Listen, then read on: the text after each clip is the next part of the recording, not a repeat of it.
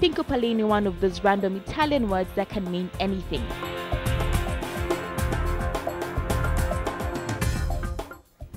The designs are not random at all, they are African, timeless and handmade. Jutta Wilhelm is the brain behind these pieces that feel more like sculptures than furniture. Sculptured furniture, I guess.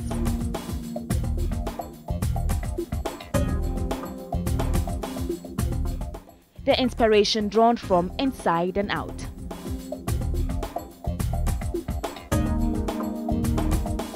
I like to see what I feel inside, outside.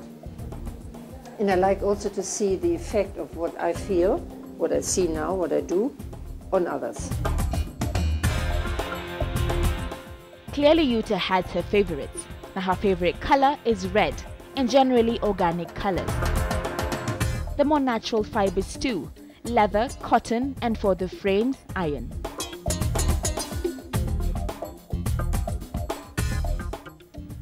Wood, well, let's just say only when it's completely necessary. Big pieces that often embrace the small to form something out of this world. Though pretty modern, sometimes they're adapted from pieces that are very old.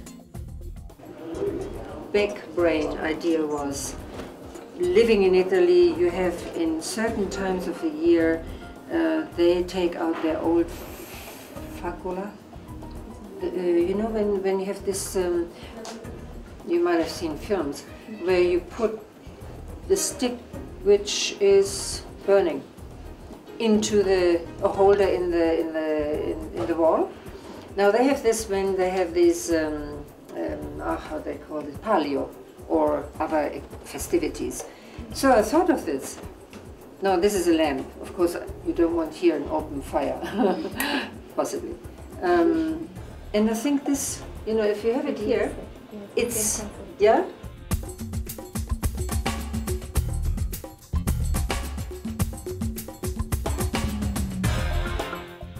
Pieces that hardly look alike. And so selection cannot be dependent on what you see. In fact, it shouldn't. I think first of all it has to speak to you. It has really, you have to not understand it. I mean, there is basically no intricate message in there, or you just have to feel, wow, I want this. Clearly, working with iron in its natural form has its downsides. One of them is the fact that they rust. The upside, though, is that it's a problem with a solution.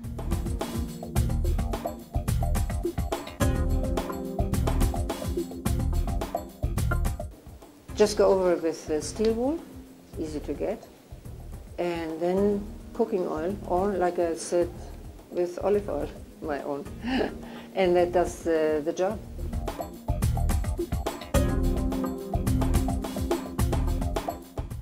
Art is an expression of its artists, and so are Jutta's designs. I don't really know. I don't know what they say about me. I don't know. I really don't know. Well, this is for sure. They're African. They are fun, beautiful, and timeless.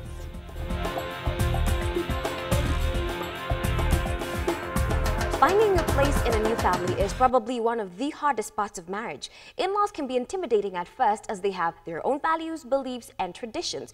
Now, they feel they've loved your husband or your wife longer than you and have actually known what's best for him or her. Now, sometimes in-laws are loving and welcoming, while other times they are defensive because they feel like you're crowding their territory. Now, often they're both. So what happens when you discover that you have a meddling mother-in-law? Victor and Sarah Kabutha of the Transformation Ministries guide us on how to deal with this dilemma on Ties That Bind.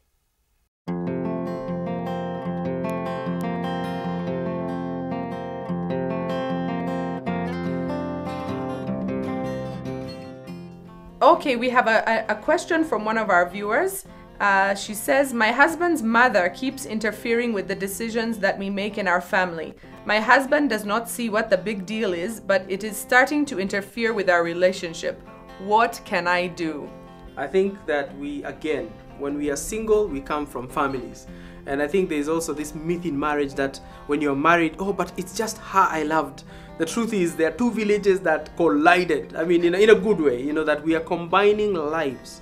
And so when it comes like to the mother-in-law, the extended family, there is also a rear view mirror that you need. Many situations that are, you know, that there were many situations in the families where we've come from, and there was ties. Some people even say blood is thicker than water. And what that's supposed to bring is the idea that our families are the most important units in life. However, in marriage, there needs to be a balance that yes, there is family and that the ties to family are important and they cannot be neglected. However, in the marriage, there is a new dimension. This aspect is that there is a foundation that will be built by Victor and Sarah. That's the Kabutha household now. That household demands respect. It demands some kind of space, that the decisions that are made in that family are respected. And I think one of the key components here is that I have a family. I need to stay in communication with my family, but that doesn't dissolve my marriage. So that suddenly I'll be talking with my parents in a way that we're making decisions from my family background that impact my marriage. Same thing with Sarah, that she is the one to also handle her family background. But when we are together, we make decisions that should be respected by both sides of the extended family. One of the things that we tell our premarital couples before they get married, we talk a lot about this issue because we know it's a very sensitive one and widespread issue. And we talk about where the Bible says a man is to leave his father and mother and cleave to his wife. And you know, again, we keep repeating over and over again that marriage takes thought and a relationship takes thought. So we ask our couples, what does it mean for a man to leave his father and mother, and what does it mean to cleave to his wife? And not only that, what are the dangers if he doesn't do that? You know, and there's a reason that the Bible put it as the man. Notice it doesn't say the man and woman. And I think it's put that way because it's generally more difficult.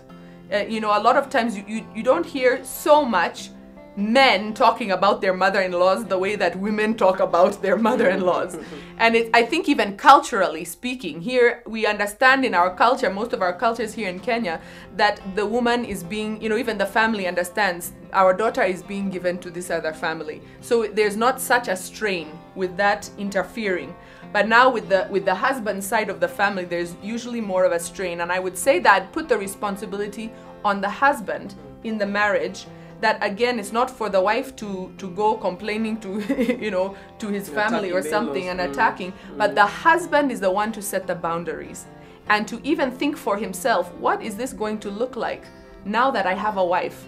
I love my mother, I love my parents, I respect them, I want to honor them, but now I'm at a different level of authority now. I go from being under their umbrella of authority to having my own home now.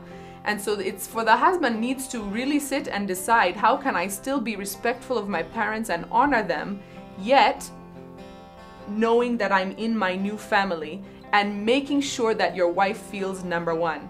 If you're constantly telling your wife, my mother's ugali is much better than yours, why can't you make it like hers? She's not going to take that very well, and she's not going to feel like she's a priority. And also I talk to the parents themselves, you know, one of the best things that my mother-in-law has done, I don't even know if she's done it intentionally. We have a wonderful relationship. She calls me. If there's something that she needs to be done or something, you know, that she needs, she will call me. And sometimes it's almost, Victor will almost be like, how come she's calling? How come she didn't call me? But it has ended up being a beautiful relationship because we have that relationship, and I feel like, wow, she trusts me.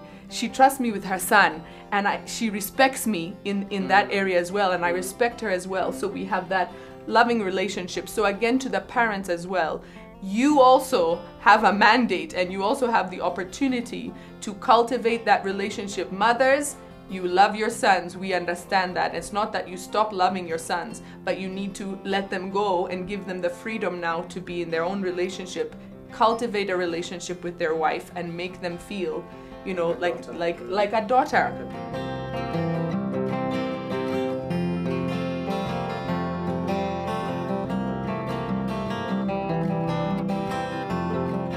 Candles are great for decoration, for relaxation, for establishing a mood, or just as a backup when the electricity goes. They help to create an ambiance and a general decor, and they offer extra lighting as well.